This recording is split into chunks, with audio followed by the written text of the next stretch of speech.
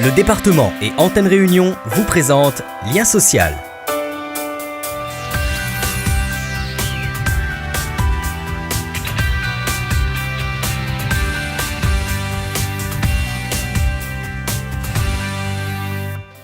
Valoriser une exploitation, vivre de ses cultures ou de son élevage, c'est le rêve de tout jeune agriculteur.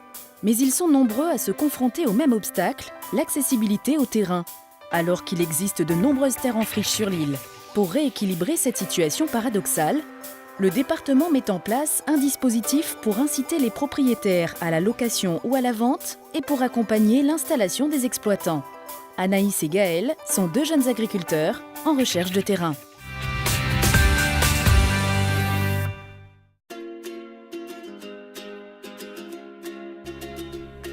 Il est en train de faire de l'étêtage. Alors l'étêtage, c'est quand il retient les feuilles vertes en haut de la canne. L'après-midi s'achève sur la côte Est, mais dans les champs de Gaël, la journée n'est pas encore terminée. Ce jeune agriculteur est en pleine campagne sucrière. Au mois de septembre, c'est l'été qui est en train de rentrer. Donc la canne elle commence à être bien à maturité. Gaël a commencé son activité il y a 6 ans. Et pour acquérir une surface convenable pour la culture de la canne, il a dû faire avec les moyens du bord.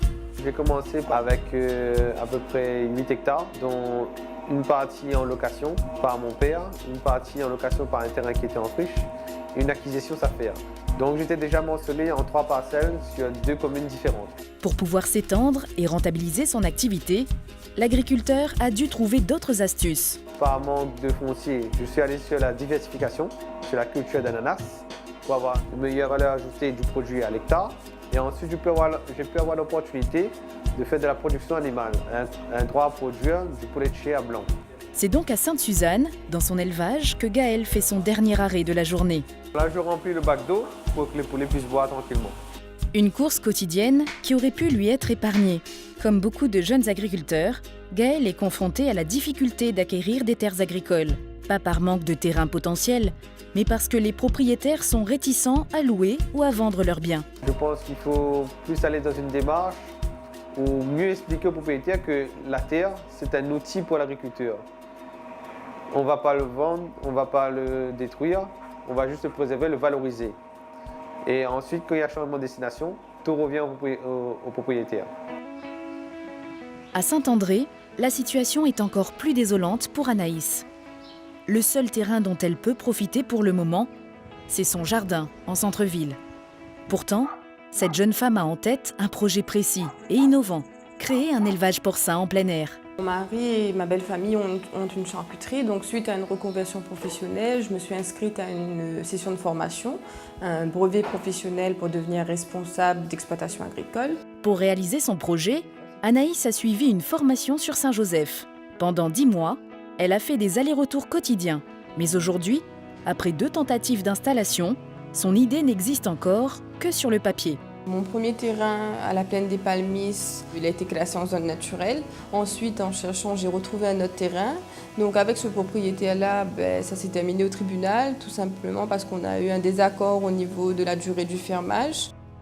C'est pour trouver une solution qui bénéficie aux 2 parties que le département met en place 2 nouveaux dispositifs pour préserver et mobiliser les terres en friche cultivables. Il y a aujourd'hui 44 000 hectares de surface cultivable à La Réunion, presque 7 000 hectares de terres en friche.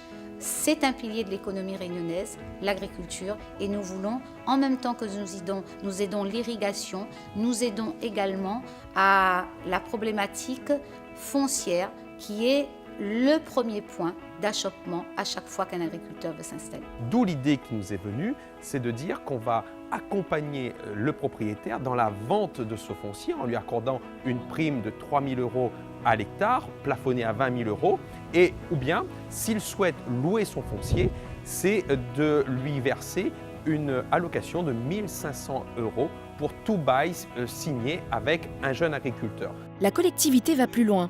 Pour accompagner les agriculteurs dans l'acquisition de ces terres, elle se propose de garantir l'emprunt et de prendre en charge les frais de notaire. Des mesures pour faciliter le quotidien dans un milieu parfois difficile et pour permettre à des jeunes motivés de concrétiser leurs projets.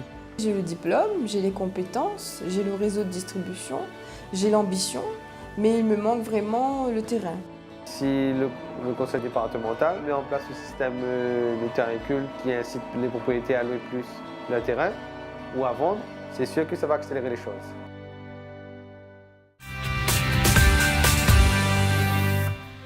Le dispositif de mobilisation des terres en friche vise à rendre ces parcelles accessibles aux agriculteurs. Pour inciter les propriétaires à vendre ou louer leur surface, le département met en place un système de primes de l'ordre de 3 000 € par hectare pour une vente, avec un plafond à 20 000 € et de 1 500 € par hectare pour une location, avec un plafond de 10 000 €.